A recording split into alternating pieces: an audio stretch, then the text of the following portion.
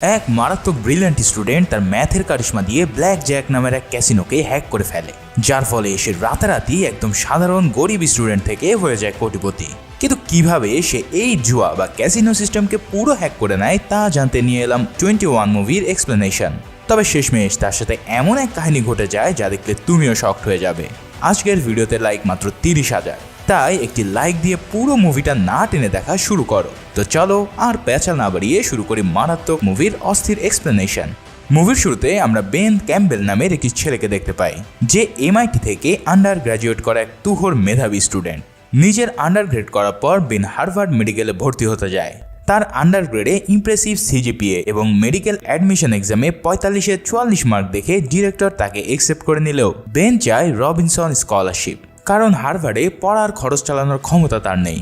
তখন ডিরেক্টর তাকে বলে রবিনসন স্কলারশিপ খুবই দামি একটা স্কলারশিপ, আর এই স্কলারশিপের জন্য এবার 76 জন মারাত্মক সব ব্রিলিয়ান্ট স্টুডেন্ট অ্যাপ্লাই করেছে, যাদের প্রত্যেকের CV বেনের মতন ইমপ্রেসিভ।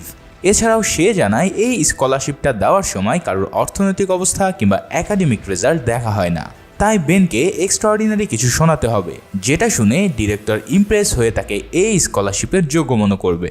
বেন তাকে জানায় সে MIT-তে তার টিমের একটি সায়েন্স প্রজেক্টে কাজ করেছে, যেখানে সে একটি GPS সিস্টেম নিজেই ডিজাইন করেছে।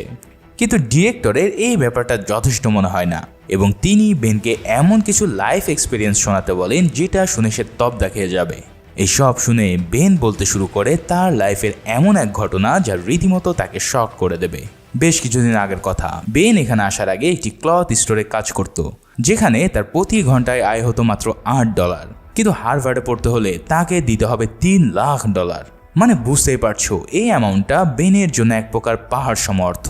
বেনের দুজন জিগরি দোস্ত ছিল, যাদের নাম মাইলস ও ক্যাম। তারা দুজনেই তাকে মেন্টালি অনেক সাপোর্ট দিত আর বলতো, দেখবি একদিন না একদিন তোর টাকা ম্যানেজ হয়ে যাবে, তুই জাস্ট মন দিয়ে কাজ কর আর পড়াশোনা করতে থাক। সেদিন বেনের ছিল 21তম জন্মদিন, আর সে তার মা ও বন্ধুদের নিয়ে একটি বার্থডে পার্টির আয়োজন করে। রাতে পার্টি করার পর পরের দিন বেন তার MIT ক্যাম্পাসে ক্লাস করতে যায়। সেখানে তখন ক্লাস নিচ্ছিল ম্যাথ প্রফেসর মিকি রোজা। প্রফেসর মিকি সবাইকে নিউটনের ম্যাথড সম্পর্কে পড়াচ্ছিলেন আর স্টুডেন্টদের কাছে এই মেথড সম্পর্কে জিজ্ঞাসা করছিলেন। প্রফেসর সবাইকে বলেন এই মেথড সম্পর্কে এমন কিছু ইন্টারেস্টিং কথা শোনাতে যেটা হয়তো সবাই জানে না। তখন বেন তার নিজের হাত তুলে বলে ওঠে নিউটনের এই ফর্মুলাটা বিজ্ঞানী রবসন নামের একজনের কাছ থেকে চুরি করে নিয়েছিল। রবসন নিউটনেরও 50 বছর আগে এই ফর্মুলাটাই আবিষ্কার করেছিলেন, কিন্তু তিনি সেটাকে পাবলিশ করতে পারেননি।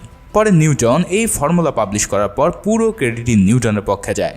প্রফেসর এই কথা শোনার পর বেনকে একটি ধাঁধা সলভ করতে দেয়। এই ম্যাথের ধাঁধাটা ছিল বেশ কঠিন, যা একজন সাধারণ স্টুডেন্টের পক্ষে সলভ করা 4টেখানি কথা নয়। কিন্তু বেন সেই ধাঁধাটাকে ম্যাথের ইকুয়েশন দিয়ে এমন দ্রুতভাবে সফল করে দেয় যে প্রফেসর এটা দেখে একদম হতবাক হয়ে পড়ে। তিনি আসলেই ভাবতে পারেনি যে এই ম্যাথের এত দ্রুত ক্যালকুলেশন কেউ দিতে পারে। এরপর ক্লাস শেষে সে বেনের এক্সাম খাতা হাতে নিয়ে দেখতে পায় যে সে 100 নম্বরের মধ্যে 97% নম্বর ভাগিয়ে নিয়েছে, যেটা তার সমস্ত স্টুডেন্টদের মধ্যে সবচেয়ে হাইয়েস্ট। এটা দেখে তো সে আরও ইমপ্রেস হয়ে পড়ে বেনের এক্সেলেন্সির উপর। এদিকে ক্লাস শেষ করে বেন যখন তার বন্ধুদের সাথে বাস্কেটবল প্র্যাকটিস করছিল, তখন জলি টেইলর নামের একটি মেয়েকে দেখে সে ক্র্যাশ খেয়ে যায়। কিন্তু দেখেই বোঝা যাচ্ছে জলি অনেক এলিট পরিবারের মেয়ে, যে কিনা কখনো বেনের মতন গরিবের ছেলের ভাগ্যে জুটবে না।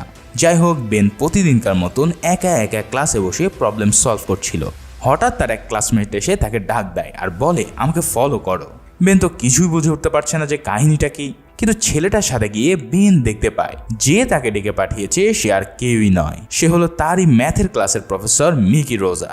সেই সাথে সাথে সেখানে আরও অনেক স্টুডেন্ট বসে আছে, যাদের মধ্যে জিল নামের মেয়েটিও আছে।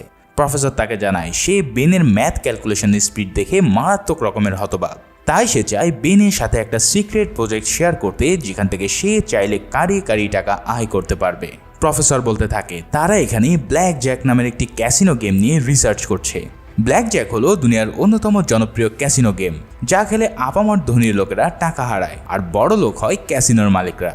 এই গেম খেলতে আসা প্রায় 90% মানুষই তাদের টাকা হারায়, কিন্তু কিছু মানুষ আছে যারা এই কার্ড গেমকে এমনভাবে মনে রাখে যে যাতে পরে ক্যালকুলেট করে তারা সক্ষম হয় যে নেক্সট কার্ড কি আসবে সেটা বলে দিতে।